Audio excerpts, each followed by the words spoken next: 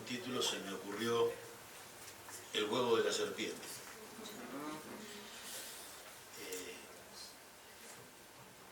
La fantástica película de Bergman, ¿no? Por su carga simbólica evidente, ¿no? Un personaje de este director, el doctor Bergerus, recuerda textualmente que dice textualmente, cualquiera puede ver el futuro, es como un huevo de serpiente. A través de la fina membrana se puede distinguir un reptil ya formado. Si consultamos los distintos portales, vamos a encontrar que el huevo de la serpiente es una metáfora popularizada por esta película de los años 70 sobre el proceso de la decadencia de la democracia alemana y el nacimiento del nazismo en la década del 20, ¿no? Refiere esta metáfora que cuando está en gestación, la serpiente puede ser vista a través de una cáscara transparente del huevo y lo que se ve es un bichito insignificante y hasta simpático, que puede inspirar incluso compasión. Por eso nadie se atreve a destruirlo impidiendo su nacimiento. Pero cuando sale del huevo y comienza a actuar, el proceso no para hasta que la destrucción es total. Y cuando alguien quiere hacer algo al respecto ya es tarde. En la causa AMIA, la historia nos demuestra que cada vez que desde el poder, se ha pretendido avanzar en el esclarecimiento del atentado, echando mano a la creación de fiscalías, unidades especiales, comisiones especiales, promesas presidenciales, etc. Como en el huevo de la serpiente, se podía advertir ya cada vez que designaban esta comisión, esta fiscalía, se podía advertir que el objetivo no era el declamado y que nada se iba a hacer para lograr que la investigación avanzara en aras del esclarecimiento de este espantoso crimen. Y esto es lo que se ha repetido a lo largo de la historia de la investigación del atentado. Se han incubado y dejado crecer, se han criado monstruos que al comienzo parecían útiles, pero siempre, sin excepción, terminaron sirviendo a los intereses de los que querían que todo siga igual. Miren, el atentado a la AMIA, su investigación, la intervención del Estado y sus vínculos inmediatos presentaban en sí todos los elementos para marcar en perspectiva lo que iban a ser las instituciones en el cuarto de siglo que siguió. Creo, no obstante, que algunos, muy pocos, entre ellos algunos quizá de los que están aquí presentes, pudieron presentirlo o intuirlo. Es muy difícil aceptar que alguno de los mayores responsables de esta locura haya imaginado la lenta avalancha de decadencia institucional que se estaba iniciando en la Argentina. Un aluvión de delitos organizados en el marco del Estado Nacional que habrían de sepultar nuestro futuro, que es hoy nuestro presente. Remarco esto. ¿Qué quiero significar con esto? Que precisamente luego del atentado de la AMIA y todo lo que desde el Estado se hizo o se declamaba para investigar, lo que nos empezó a marcar es una decadencia institucional en la Argentina.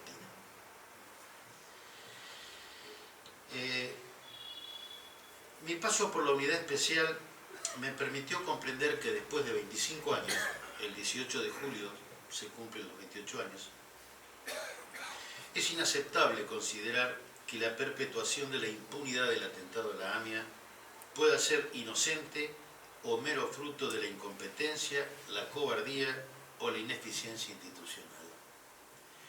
Adquirir esta convicción implicó para mí y para mis colaboradores sumergirnos y ahogarnos en una investigación de dimensiones extravagantes, reiteradas torpezas y simulaciones descaradas.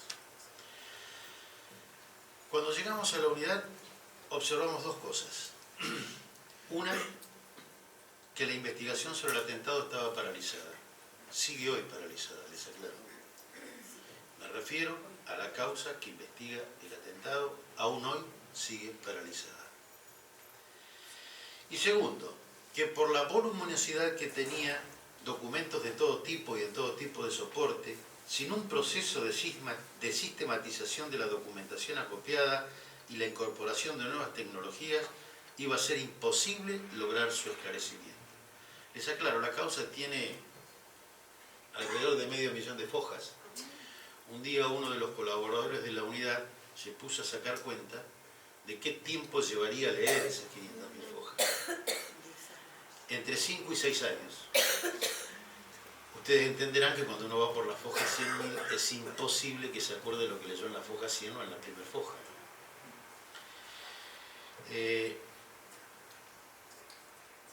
Quiero hacer también aquí una aclaración, porque hoy en la Argentina, lamentablemente, es muy difícil analizar y opinar sobre ningún tema, sobre esto, sobre cualquier tema, sin que se estigmatice a quien opina. A nosotros no nos movió otro interés que no fuera el tratar de hacer aportes a la investigación, sin especulaciones de ningún tipo. Digo esto porque en este país pareciera ser que solo hay espacios para los fanáticos, que viven en la ceguera que engendra sectarismo únicamente. No importa el contenido de lo que uno dice, su grado de acierto o desacierto, lo único que parece importar es quién lo dice y a qué corriente de opinión adhiere. Y si quien emite la opinión no adhiere a la corriente a la que el intérprete adhiere, sencillamente se la descalifica. Esto que estamos viviendo hoy en la sociedad argentina ocurre cada vez que queremos analizar cualquier tema. Si la opinión que yo vierto satisface al que la escucha, está bien, y si no está mal y no hacemos ningún otro tipo de análisis. Esto pasa mucho en la Argentina con las sentencias de los tribunales. Yo observo el periodismo en general, el público en general, nadie analiza una sentencia por su contenido hoy en la Argentina, sino a quién beneficia o a quién perjudica esa sentencia, lamentablemente. Y esto pasa también en la política. Hoy observamos que las preferencias electorales... Hoy observamos que las preferencias electorales que la grieta ordena por la negativa, yo no sé lo que quiero, pero quiero que tal o cual no gane. ¿Hay que tocarlo esto?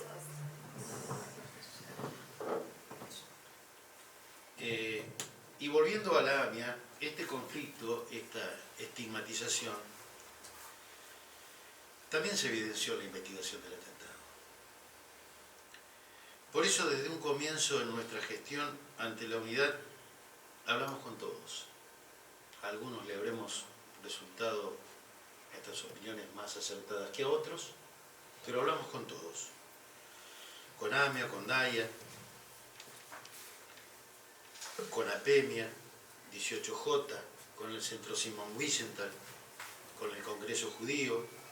Tratamos de hablar a todos y a todos les explicábamos lo que estábamos haciendo y también advertíamos que algunas de nuestras explicaciones satisfacían más que a otros, algunos concordaban más con lo que hacíamos que otros. Charlamos con distintos periodistas que habían abordado esta cuestión. Hablamos con integrantes de fuerzas de seguridad, con organismos de inteligencia, con organismos judiciales. Se estableció contacto con miembros del Servicio Interior de la Nación, con el embajador Archibaldo Lanús, con Fernando Petrella, con Alconada Semplé, entre otros, a fines de recabar opinión, habida cuenta de la especialización y experiencia que ellos tenían de haber actuado en distintos foros internacionales. Todas las valoraciones eran distintas, todas. Respetábamos a todas, tuviéramos o no coincidencias, ya que a ninguna de ellas le atribuíamos mala fe. Para sacar de la investigación en la parálisis en la que se encontraba y en la que hoy se mantiene, nos focalizamos nosotros en dos objetivos. Primero, contar con tecnología para sistematizar y procesar información. Y explorar la posibilidad de promover algún cambio legislativo que permita avanzar en el proceso judicial que se encuentra paralizado por la negativa de los imputados iraníes a comparecer. Acá quiero hacer un alto. nosotros promovíamos, ante la parálisis que tiene hoy la causa, la posibilidad de un cambio legislativo que permita avanzar con los juicios cuando los imputados no están presentes. La famosa ley del juicio en ausencia.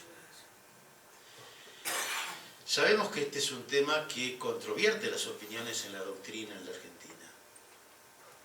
Sabemos que es un tema controvertido en el mundo del derecho.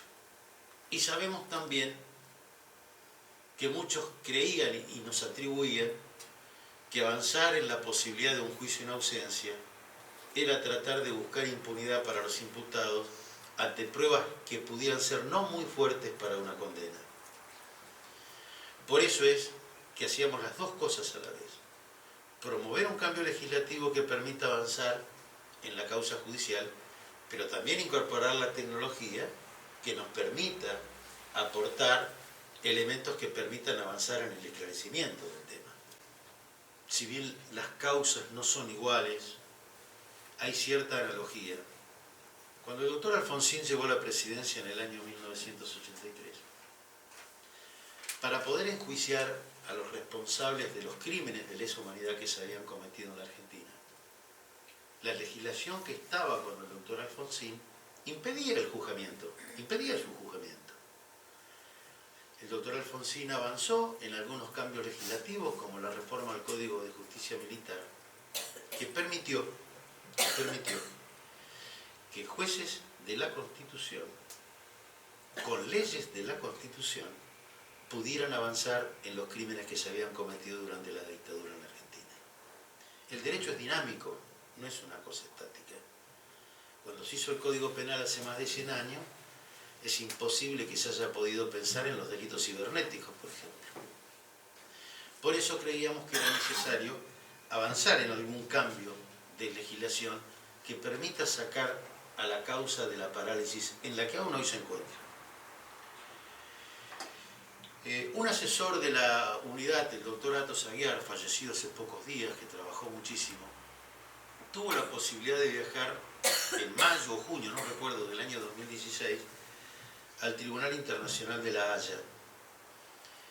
En ese mes se hacían una serie de jornadas donde, entre otras cosas, uno de los temas a desarrollarse era cómo se habían investigado en el mundo los atentados terroristas similares a los que habían ocurrido en la Argentina con el atentado a la AMIA. Allí se nos señaló que en el mundo no son muchas las consultoras que tienen la tecnología que permiten avanzar en este tipo de investigación. Creo que, si mal no recuerdo, eran 3 o 4. Consultoras que incluso servicios de inteligencia como el M16 o la propia CIA en algún momento recurrieron a sus servicios cuando los papeles se les quemaban, ¿no? Bueno, nosotros intentamos avanzar en la posibilidad de que del Ministerio se tratara de contratar a alguna de estas consultoras. El costo era $400.000. Para que ustedes tengan una idea de lo que es el costo, era menos de lo que un mes. El presupuesto propuesto para este proceso es similar en costos a un solo mes de la Unidad Fiscal de Investigaciones Especiales para el caso AMIA. Con el Ministerio de la Modernización se trató de avanzar en la contratación, pero siempre tuvimos reticencia por parte de las autoridades del ministro de avanzar en la posibilidad de incorporar este tipo de tecnologías. Y le voy a dar un dato que a mí me llamó muchísimo la atención. Cuando se nos consultó cuál era la investigación o qué tema o qué causa queríamos investigar nosotros, y se le dijo el atentado a la AMIA, ellos, googleando, es decir, no investigando absolutamente nada, googleando, pero utilizando la tecnología que ellos tenían, acá yo marqué algunas de las causas que nos pidiéramos que les hiciéramos llegar. Se las voy a leer.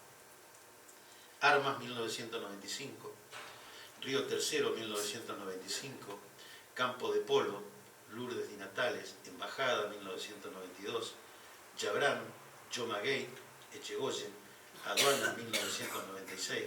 Es decir, ellos googleando, cuando le dijimos lo que nosotros queríamos investigar, nos pidieron toda esta serie de causas porque relacionaron personajes, jueces, abogados, funcionarios que de una manera u otra estaban vinculados en todas estas causas.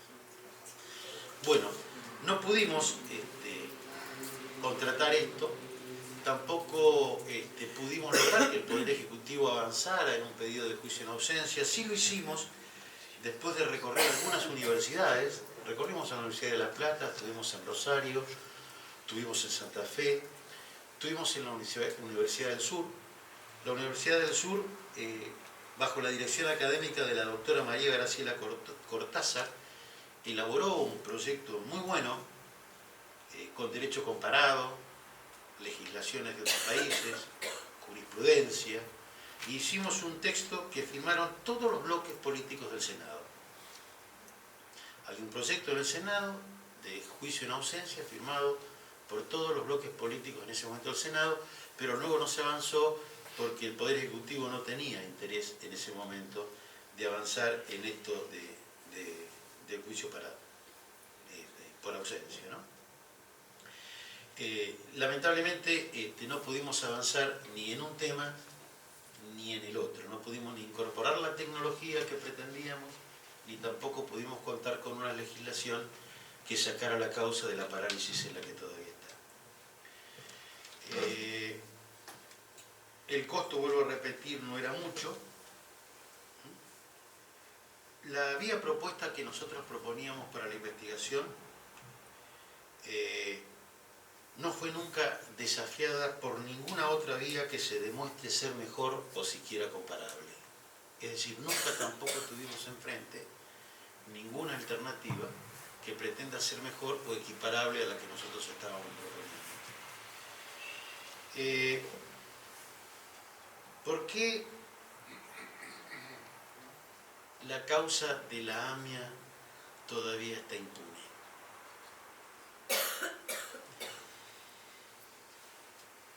Evidentemente, porque ningún gobierno desde el atentado hasta ahora ha tenido interés en investigar, esto es obvio. No podemos hablar de ineficiencia, de incapacidad, que la puede haber en los estrados judiciales que se investiga, pero evidentemente ha habido un interés político que ha impedido avanzar en la investigación.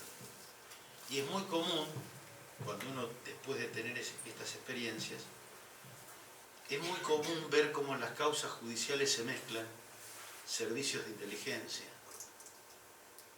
fuerzas de seguridad, jueces, poder político, que hacen imposible luego todas estas causas que yo les mencionaba, aunque les parezca mentira, ninguna tampoco está resuelta.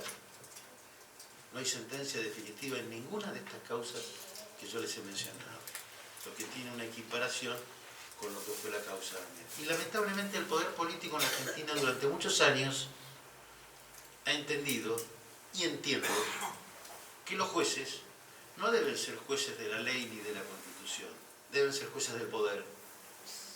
Y lamentablemente hay un sector muy importante del Poder Judicial que se siente más cómodo siendo jueces del poder que siendo jueces de la ley o de la Constitución. Y las consecuencias están no solo a la vista en el caso AMIA, sino que creo que están en muchos de los temas judiciales que nosotros vemos, ¿no? Así que todos sufrimos este estado de nuestra justicia y más allá de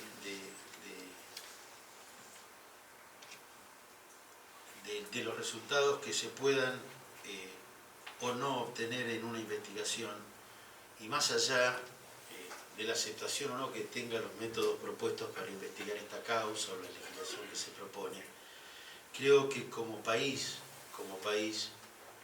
tenemos una deuda muy grande con las víctimas y con toda la sociedad argentina, que lo único que se ha hecho del poder ha sido garantizar impunidad, lamentablemente. Y acá yo quiero hacer un reconocimiento a los familiares de las víctimas que han constituido distintas querellas. Yo estoy absolutamente convencido que si no hubiese sido por ellos, más allá de las diferencias que hay entre las distintas querellas o grupos de familiares, esta investigación hubiese muerto. Si esta investigación aún perdura y aún podemos tener algún hilo de esperanza de que se siga investigando, es precisamente por la voluntad, la perseverancia y el tesón que han tenido los familiares que se han constituido como querellantes en esta causa. Vuelvo a repetir, más allá de que se pueda coincidir o no con la posición que cada querella tenga en particular, ¿no? Bueno, esto es lo que yo les puedo decir de la investigación, además de ayudar y colaborar con la investigación del atentado, que es un tema que se hace desde la justicia. Nosotros también teníamos la responsabilidad de representar al Estado en la querella que se hacía en el mal llamado juicio de encubrimiento, donde se investigaba la responsabilidad del juez Galeano, los fiscales, el expresidente Menem, los jefes del servicio de inteligencia de esa época y demás.